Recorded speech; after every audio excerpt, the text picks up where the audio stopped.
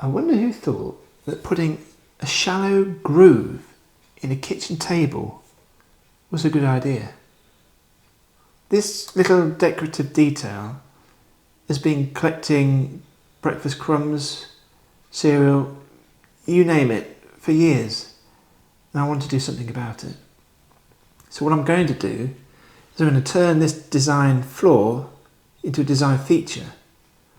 I'm going to router this groove deeper. I'm going to fill it darker, and I'm going to turn this table into how it should have looked when it left the factory.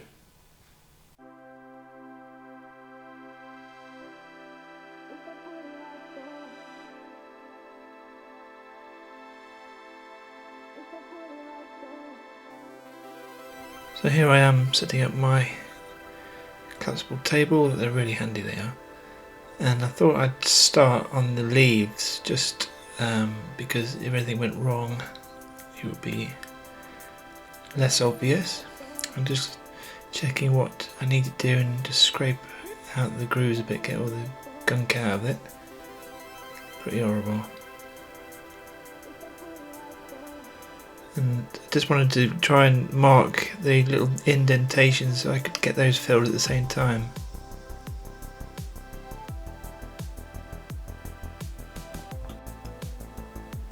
So I'm going to be using a Makita router. This is quite a beast of a tool, so I've got to be a little bit careful with it. But I've got all the collets and stuff. I'm going to need to use a collet because my router bit that I've got is 1/4 inch, so it's quite small, especially for a massive router like this. So there it is, just a basic one.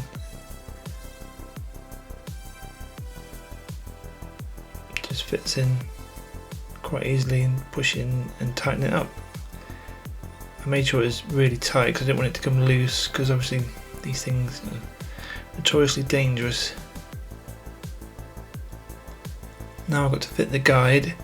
I was lucky that the grooves in the table were the same on all 4 sides, so that was good. That meant that I could just set the right position and just use it on all 4 sides and the leaves, so that made things a lot easier. And I had to set the depth here. You'll see I dropped the little guide down with the little brass button just so I can't go any deeper at any point by accident.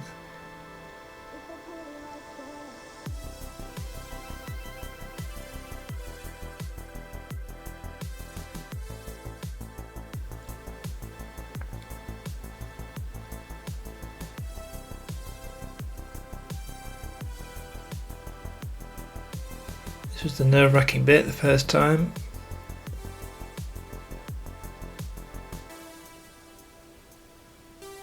It was a bit awkward on the end because obviously the guide doesn't quite go to the end, but I got a nice clean cut. I think that was mainly down to the brand new bit that I used. I was quite pleased with that.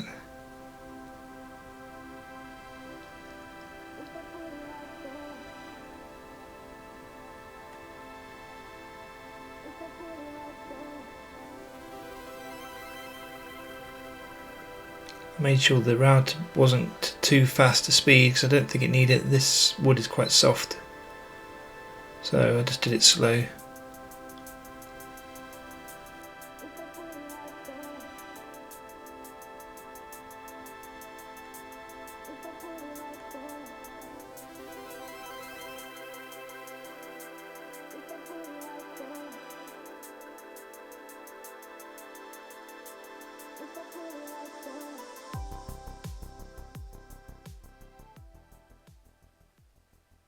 Well, that's the routing done, and it went pretty well, to be honest.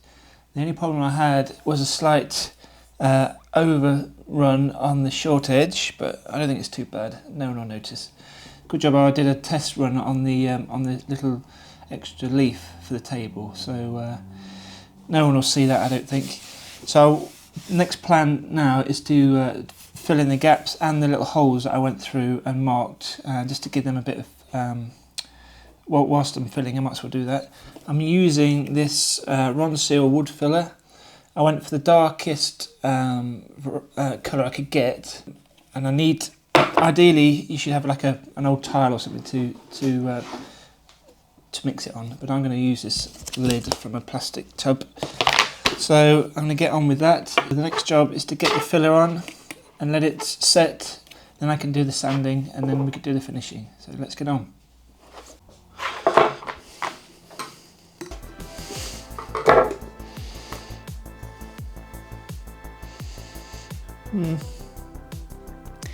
Definitely not that dark, but anyway, let's give it a go. Now the trick is not to mix too much, because you're supposed to have a pea-sized bit of hardener to like a golf ball size part of the actual mix itself, but even with that tiny amount that I used there, it was still going off within just a few minutes really, and it was getting hard to get into the grooves quite quickly, so you definitely could not hang around with this stuff. That's why I definitely recommend only making up a small amount at a time.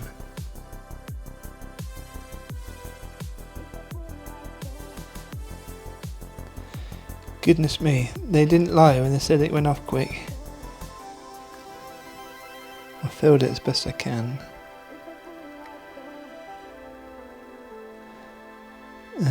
Obviously it's a bit proud, but obviously that will sand off hopefully nicely.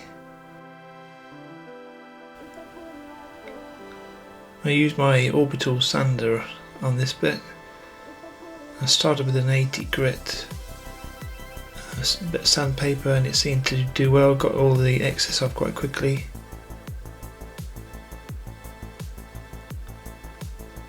It made such a huge difference to the table. I was surprised at how well it came up, to be honest.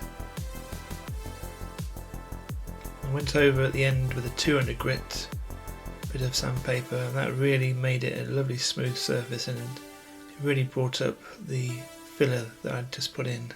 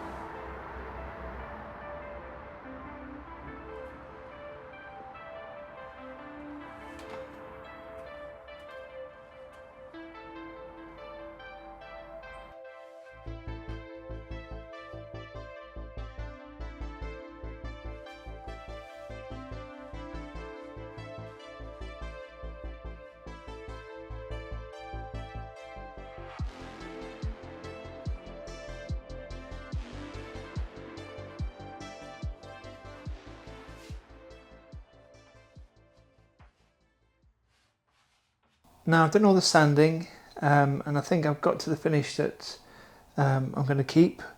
I went to 200 grit sandpaper in the end. It's got a nice smooth surface now, and the fill has all come up quite nicely actually. So now we come to the stage of actually finishing the top.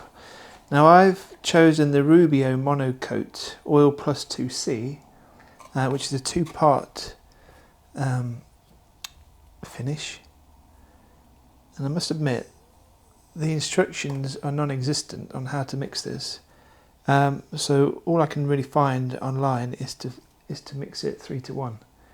So that is sort of quite a tricky thing to measure out if you haven't got any. Ideally I could do with a little syringe to pull it out and do it that way, but I'm going to have to do it by eye. So I'm going to do a third of this and then a third of this, and I think because this is 30ml, there's 100ml in there, so that in theory that's 2-to-1.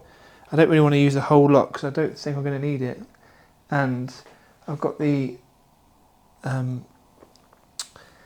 leaves to do, and I'm going to do those separately because I'm not 100% sure on the finish I've got with those at the minute. So we'll see how we get on with them. Right, here we go. So this is the component A, and this is the accelerator, component B.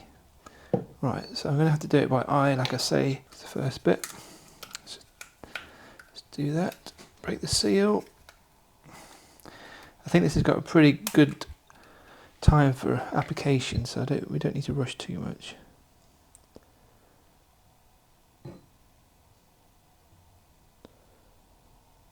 I think you can use this up to 4 to 6 hours. So let's try that, and then we'll do the same with this one.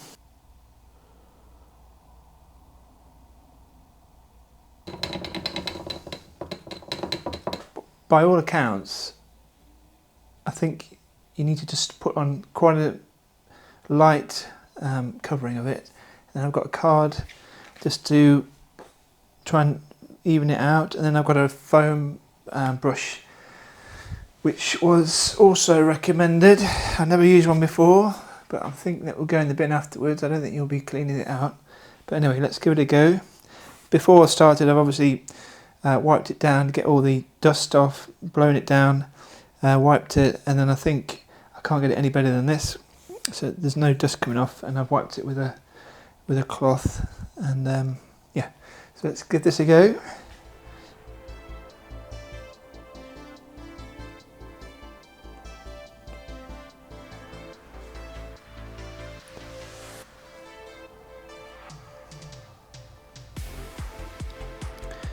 Right, so that was a third of the tin. Let's see how it covers.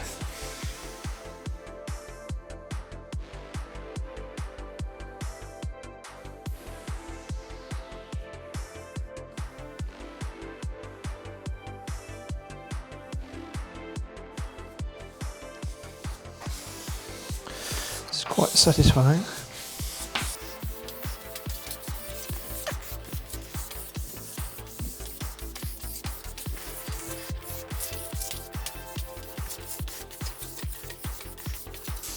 I think you should do this in a well ventilated area. Definitely feel it on my eyes.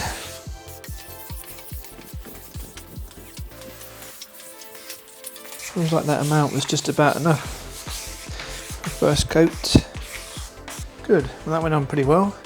Yeah, it seemed to have gone alright.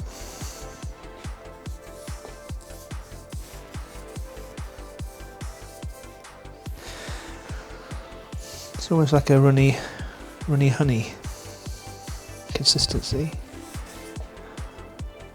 Looks like it as well, to be honest.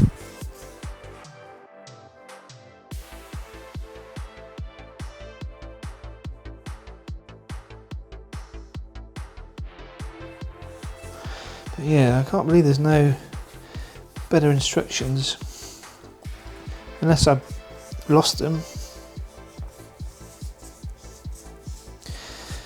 Thank goodness for YouTube.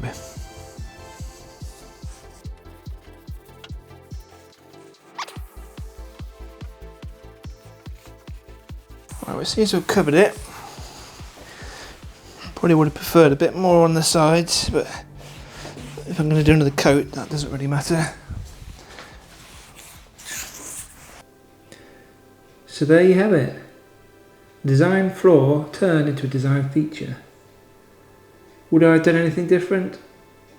Probably not different, but I wish the filler was a darker colour, like a black. I think it would have made it stand out and would have really made it pop.